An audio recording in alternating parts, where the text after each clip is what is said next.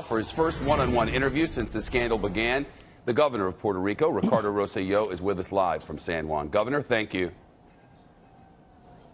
Thank you, Shepard. Thank you for the opportunity. Representatives in Congress on both the left and the right, Democrats and Republicans, have called for you to resign. The largest newspaper in Puerto Rico has said it's time for you to listen to the people and step down now. Here's what the President of the United States said about your government today. The Congress of the United States handed him $92 billion, and that $92 billion is in the hands of incompetent people and very corrupt people. But the governor has done a terrible job. It's not $92 billion, but the point is made and well made, and now 1 million people are on the street saying, get out. Why won't you? Well, Shepard, thank you again for the opportunity. I've seen the protest. I've heard the people talk. I've had a process of introspection, and I did. I've made a decision. I'm not going to run. I'm not going to seek re-election, and that way I can focus on the job at hand. You know, I've had the biggest recovery effort in the modern history of the United States on our hands. We're battling corruption with certain initiatives that we've already started and certain new ones that we want to put out there so that we can fix the problem. But just today, I signed a new procurement law that guarantees that decades of mismanagement that have gone in Puerto Rico without having the appropriate foresight about purchasing and procurement agreements now will be singled. Instead of having 188 Governor, my question processes, my you question will have was, just one. there are 100,000 people on the streets, politicians of all stripes, the President of the United States, all saying you need to go, that this is enough. You've said no. Why not? Well, there's an important component about rule of law and democracy, and I respect that process.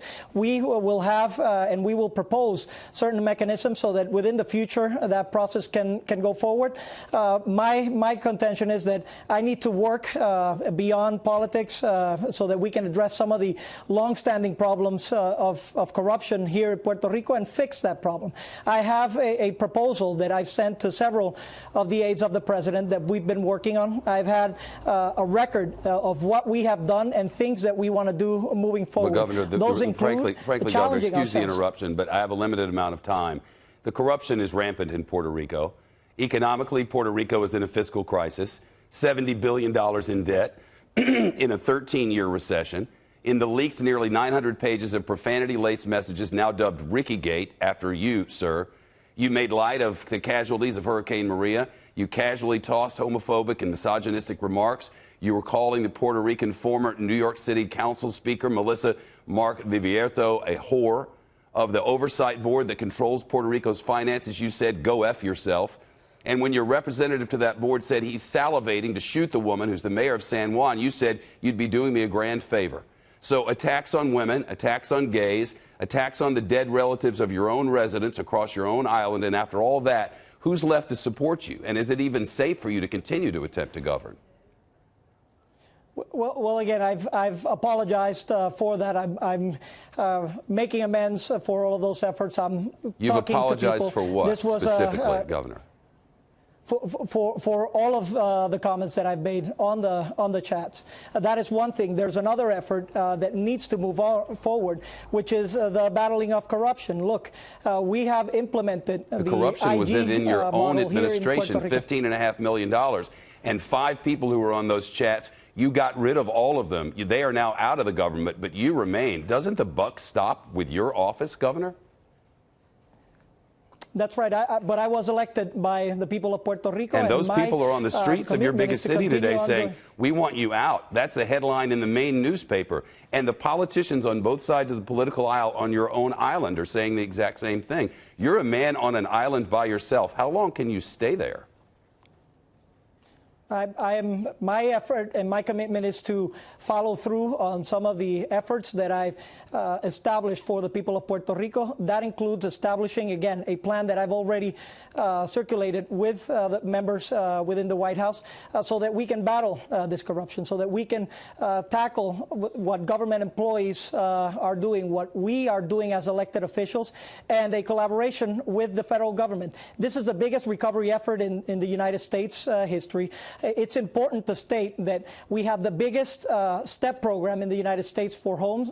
The IG came over here, the federal IG, and they established that nothing went wrong on that program. So there are a lot of efforts that we've been doing now. If you want to drain the swamp, you need to tackle those problems. Governor, who's come forward to support you in the middle of this chaos?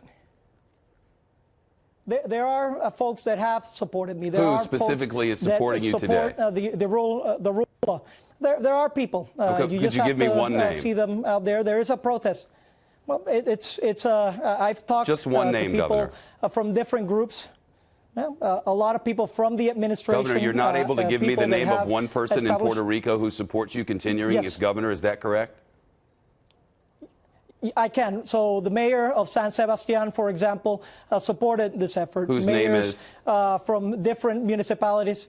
Javier Jimenez, for example. There are other folks that have established, people in the legislature and people in the Senate as well have supported the stay. They have supported the fact that I'm not going to run and that I shouldn't seek re-election, but they've established that it is important to follow rule of law. So there is support, Shepard. I understand the visuals that you're seeing and what's going on. I've heard that. What have you heard from the demonstrators on your streets today? Give me some examples of the sorts of things that you've heard today.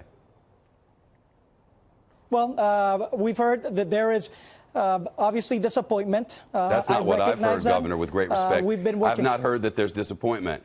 I've heard Puerto Rican after Puerto Rican after Puerto Rican watching multiple satellite feeds and speaking with our people who are in Puerto Rico today and listening to journalists from other organizations, and I've not heard the word disappointment. I've heard numerous Puerto Ricans say that you have disrespected them, that you have not led them properly, that you've made fun of them, that you've made light of them, that they no longer trust in your leadership. For example, you got 660,000 votes to be governor of Puerto Rico.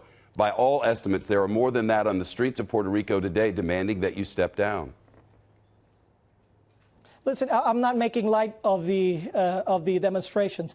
I'm establishing that we've established what we want to do, the efforts that are ongoing, and what we need in order to fix this problem. There is a problem. We started to fix it, and we've already presented a plan. Now, I want to make sure that we can collaborate with the federal government, particularly with some of the federal resources that are coming over here. I've established and I challenge that we can get a federal funds SAR over here in Puerto Rico and in all of the agencies so that these funds can keep on moving. These are the proposals that we have, and my objective is that we can establish this conversation. These sound like reasonable proposals for an island in crisis. I'm sure they do to a lot of our viewers.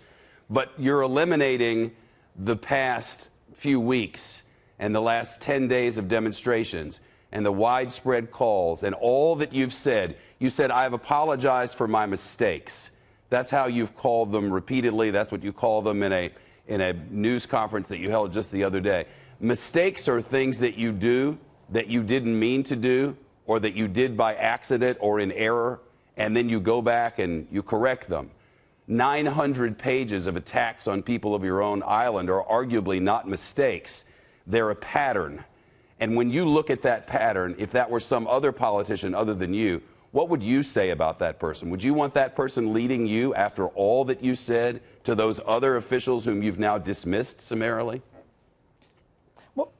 Well, I would want to showcase my record. Those are words. I would also showcase my actions, the efforts that we've made in Puerto Rico, the challenges that we had that we're now starting on a recovery effort, that we've done a restructuring effort with a fiscal oversight board over here, that we've reduced the cost, the expenditures on government because Puerto Rico was in a fiscal crunch, that since we started in the administration, we've made strides on the economy and elsewhere, but mostly we've made policy changes that are significant for women, for LGBTQ, for other sectors that are recognized as some of the biggest steps in those efforts. So again, I used words that I have apologized for, but I've also taken significant actions in the direction of helping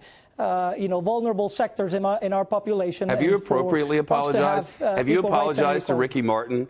Have you apologized to the survivors of the people who died in the storm that ravaged your island? Have you appropriately come forward and asked for forgiveness and a hope to move on? Because the looks of your streets today would suggest that the people don't believe you have. 10 days in a row. Have you apologized sufficiently? And what will end these demonstrations as long as you're still in office?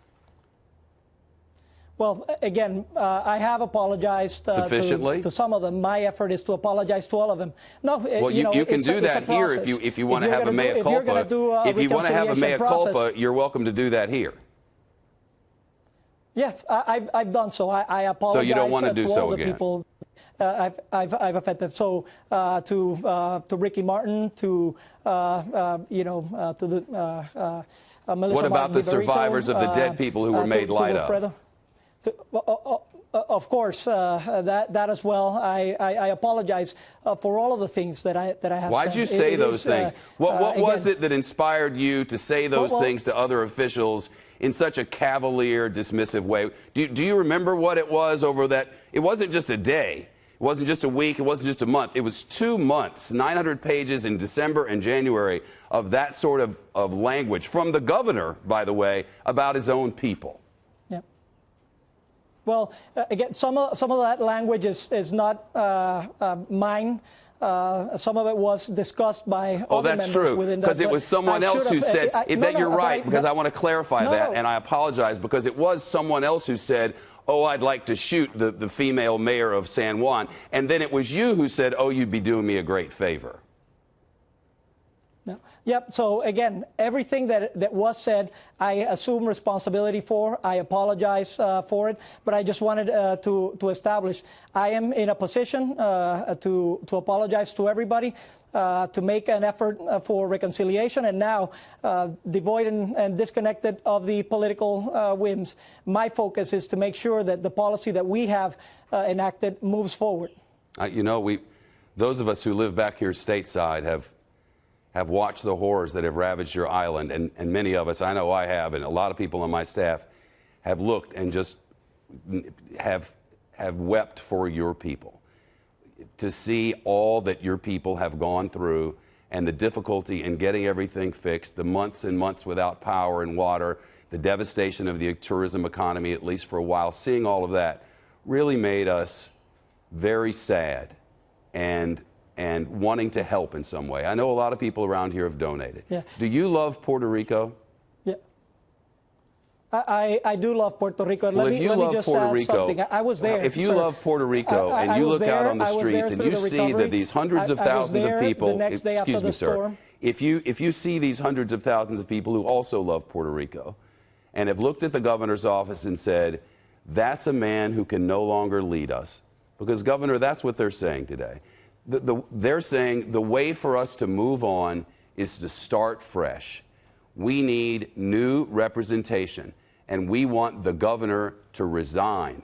And they've protested for 10 straight days. Today, the largest demonstration potentially in the history of the island. And you stand with firm resolve and talk about accomplishments. Do you hear them?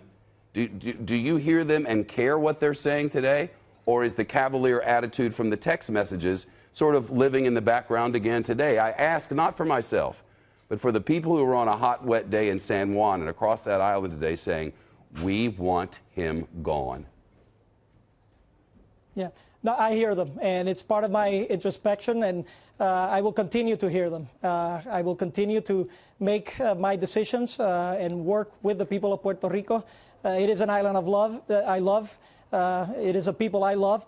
I've left every ounce of my heart, everything that I've done so that we can recover properly. I was here, sir, during that process when there was no food, there was no access to water, there were no roads, working as hard as I could with a lot of people so that we can get those emergency aid to the people of Puerto Rico. What about the corruption of all those dollars? Why did all that money go to politically connected people? Why wasn't there better oversight? Why are thousands and thousands and thousands of people, long after this hurricane, still sitting with blue tarps and not able to live their lives? Some of them don't have the basic necessities of life all this time later, and you've gotten billions and billions and billions of dollars from the mainland. You know, the people of Puerto Rico are asking tough questions. They've been doing so for a while. And most of them say in your newspapers today and on our cameras today that the text messages are not the reason, they're the final straw. They believe your administration has been corrupt and cavalier about their own existence, and they want you to leave, and you're refusing to do so. What makes you think that these protests are going to stop? And are you afraid that you might not even be safe to govern? No, again, what I want to do is continue on the conversation. There are some things you pointed out there that are important. But you've refused to meet with the people who are protesting outside. They've begged you to meet with you. They've begged for a sit-down, and my understanding is you've said no. You haven't even done a one-on-one interview with anybody in Puerto Rico since this scandal started, just that news conference the other day.